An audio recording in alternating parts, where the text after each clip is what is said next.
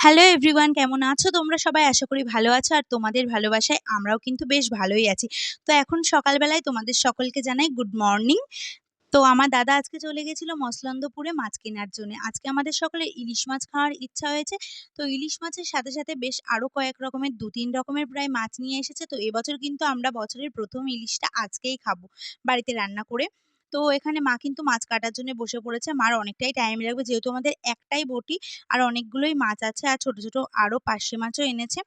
তো তারপরে আমি এখানে সকালের খাবারটা খেতে বসে পড়েছি। আজকের সকালে রান্না হয়েছিল ওলের ডাঁটা কাঁঠালের আটি দিয়ে। আর কি যেন বেশ একটা হয়েছিল, সেটা আমার না মনে নেই। তো এই যে আজকের মেন রান্নাটা কিন্তু হয়ে গেছে, যেটা আমার বর রান্না করেছে ইলিশ মাছের ঝোল।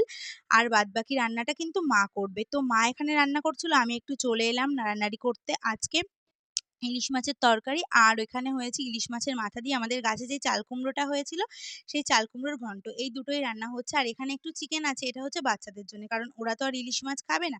সেইজন্য ওদেরকে একটু চিকেন স্টু করে দেওয়া হবে। তো তারপরে এই যে স্নান-টান করে খেতে বসে পড়েছি। আজকের খাওয়াটা কিন্তু একদম দারুণ ছিল। তো আজকের এই ছোট্ট মিনি ব্লগটা কেমন লাগলো অবশ্যই জানিও। ভালো লাগলে লাইক, কমেন্ট, শেয়ার করে দিও। টাটা।